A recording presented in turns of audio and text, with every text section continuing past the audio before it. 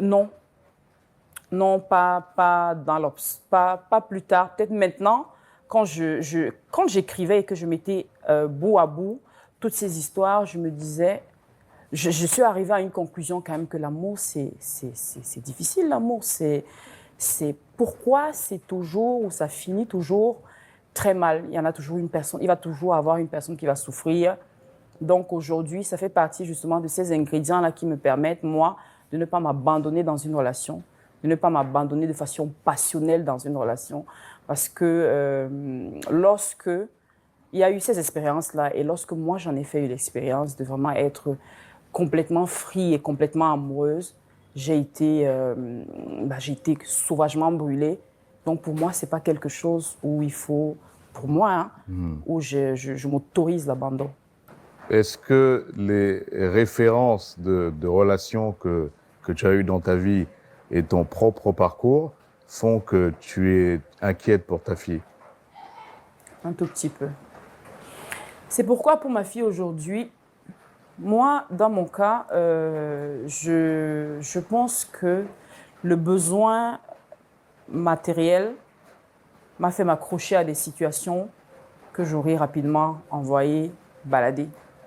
Donc pour moi, je me dis, il faut que je fasse attention à ce que ma fille ne manque de rien pour que ce ne soit que l'amour et son cœur qui la guident et que cet amour-là soit quand même accompagné de la raison, de façon à ce que si elle se rende compte que raisonnablement, ce n'est pas quelque chose qui l'épanouit, qu'elle puisse quitter sans avoir à s'accrocher au matériel ou s'accrocher à peut-être ce très peu de confiance en elle qui Ouais. fait en sorte que malgré tout, elle va s'agripper. Dignité. Voilà, il faut qu'elle soit digne dans tout ce qu'elle fait et il faut qu'elle ait le port altier. Donc moi, ma fille, je l'éduque comme une guerrière. Dès le bas âge, je lui apprends qu'elle a tout pour elle, qu'elle n'a pas besoin de quelqu'un qui va venir ouvrir les clés de sa réussite. Et quand elle est petite, je vais l'accompagner du mieux que je peux.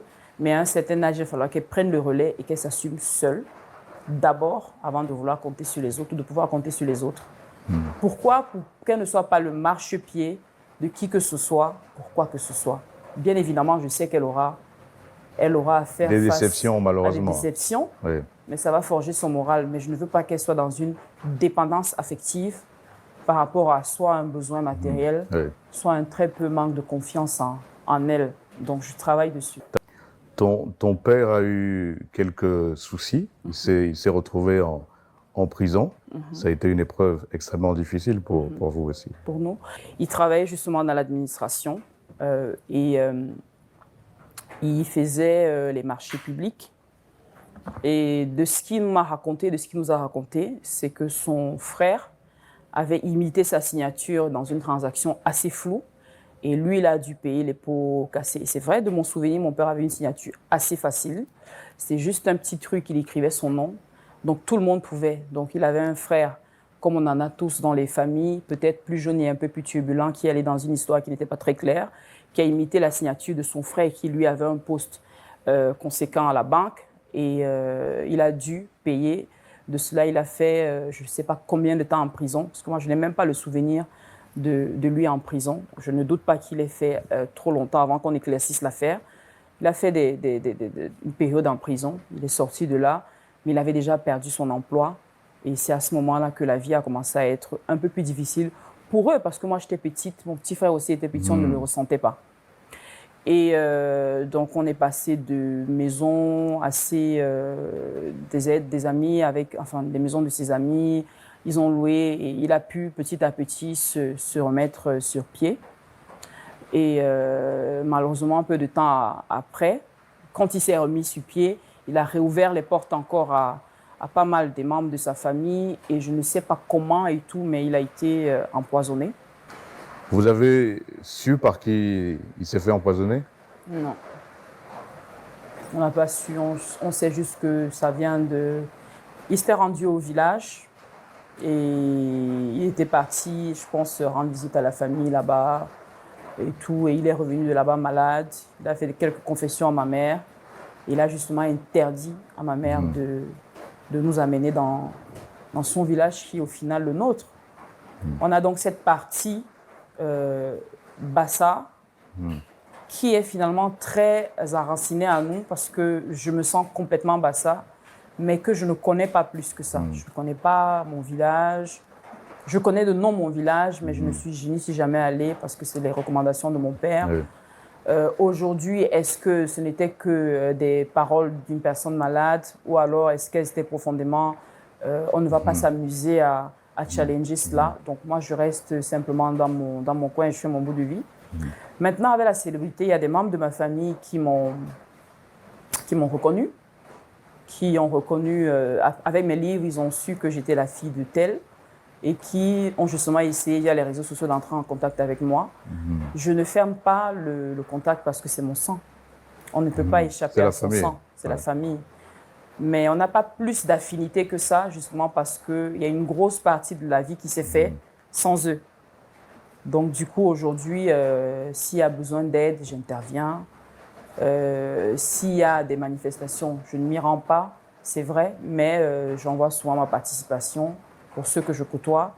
J'ai des cousines, des nièces, des cousines à mon père qui sont rentrées dans ma vie il y a 2 ans, 1 an déjà. Et je m'entends très bien avec, peut-être pas avec elles parce qu'elles ne sont pas de ma génération, bien que ce soit des... Voilà, mais avec leurs filles, elles viennent dans mon magasin, elles se font des prestations gratuites bien sûr parce que c'est le mien. C'est la famille. C'est la famille. Ouais. Après, si j'ai un coup de main à donner, c'est vrai que je ne suis pas très, très disponible, mais si j'ai un coup de main à donner par rapport à leurs activités, je n'hésite pas. Quel souvenir gardes-tu de ton père? Un très bel homme. Mon père était très, très élégant. Un homme à femme. Parce que je sais que ma mère et lui, c'était des grosses disputes par rapport aux femmes. Finalement, moi, autour de moi, les hommes, c'est toujours